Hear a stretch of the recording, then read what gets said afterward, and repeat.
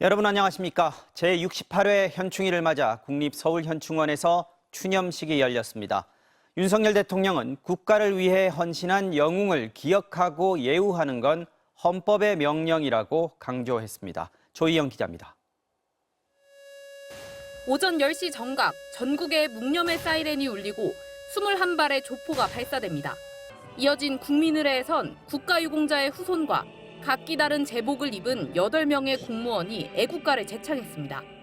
윤석열 대통령은 추념사에서 자유민주주의 국가를 건설하고 지키기 위해 희생한 분들을 잊지 않겠다고 다짐했습니다. 독립과 건국에 헌신하신 분들, 공산 전체주의 세력에 맞서 자유를 지켜내신 분들의 희생과 헌신 위에 서 있습니다.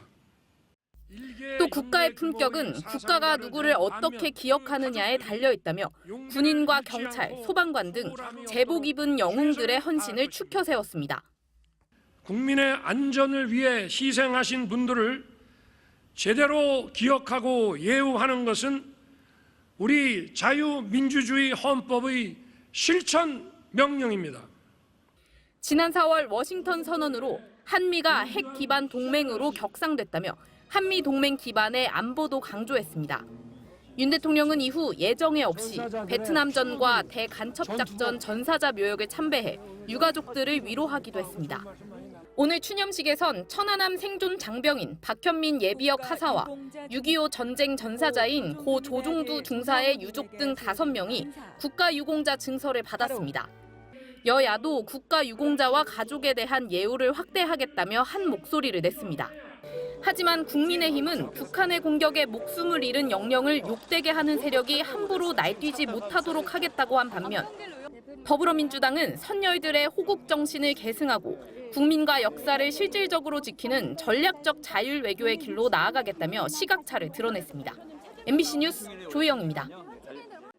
오늘 추념식에 앞서 현충원에서는 6.25 전쟁에서 전사한 두 형제의 안장식이 열렸습니다.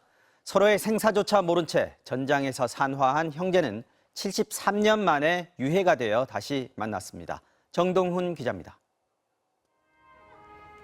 나란히 세워진 두 개의 묘비.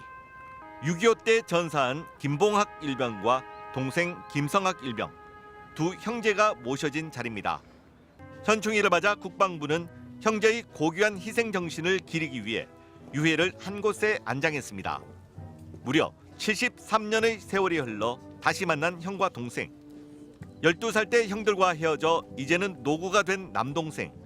유가족들은 형제의 영면을 기원했습니다.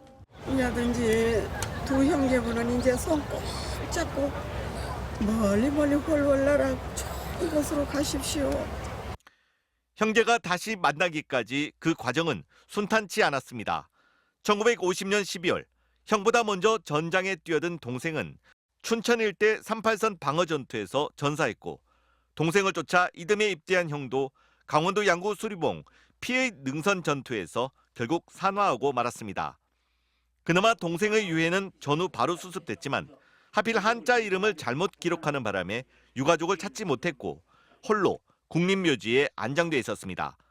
그러다 2011년부터 5년 동안 형의 유해가 3번에 걸쳐 조금씩 수습됐고 마침 2년 전 7남매 중 유일한 생존자인 남동생의 유전자 시료가 확보되면서 극적인 상봉이 이루어졌습니다. 두 아들의 생사조차 모른 채 생을 마감했을 할머니 생각에 손자는 말을 잇지 못했습니다. 이제는 유해를 찾았으니까 큰아버지 두 분은 이제 편안하게 가셨으면 좋겠습니다. 그리고 할머니 꼭 만나가 이때까지 못한 이야기 다 했으면 좋겠습니다. 6.25 전사자 형제가 국립현충원에 나란히 묻힌 건 이번이 3번째입니다. 국방부는 이들을 호국 형제로 명명했습니다. MBC 뉴스 정동훈입니다. 현충일을 맞아 애국 선열들의 넋을 기리는 참배객들의 발길이 곳곳에서 이어졌습니다. 어린 자녀들에게 전쟁의 참상을 일깨우며 평화의 의미를 되새기는 부모들도 많았습니다. 재은효 기자가 만나봤습니다. 오전 10시 전국에 추모 사이렌이 1분간 울려 퍼졌습니다. 두 손을 가지런히 모은 채 고개를 숙이고 나라에 목숨을 바친 영령들을 위로합니다. 참배객들이 몰린 국립서울연충원. 아이들은 꽃을 들고 태극기를 몸에 둘렀습니다.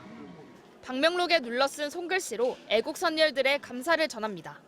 많은 분들과 여러 군인분들이 열심히 우리나라를 이렇게 싸우셨구나 하면서 살짝 좀 뿌듯한 그런 마음으로 구경을 했습니다. 현충탑 앞에도 분향을 하려는 줄이 길게 늘어섰습니다. 호국 영령들이 희생에 의해서 우리 딸들이 건강하게 잘 크고 또 이제 안전하게 좀 지낼 수 있다고 이제 그런 모습 좀 보여주고 싶어서. 싸우다가 돌아가신 분들 감사한 마음을 주는 거죠. 전사한 아버지를 뵈러 53년째 현충일마다 묘역을 찾는 아들. 마음속에 항상 못 잊고 있으니까 어떤 그 국가를 위해서 순직하신 그런 훌륭한 뜻을 마음에 새기고 항상 이렇게 추모를 하고 있습니다.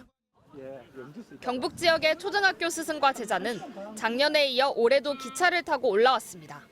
월남 이야기를 많이 해줬거든요. 영주 시내 충원탑도 있지만 이런 걸 잘 못 봐요. 그러면 더 새로운 것들 감흥이 생기지 않을까 하는. 우리 세대들이 이제 역사를 기억하고 이런 걸 세대 보존을 해야 되니까. 용산 전쟁기념관에는 어린이 방문객들의 발길이 이어졌습니다.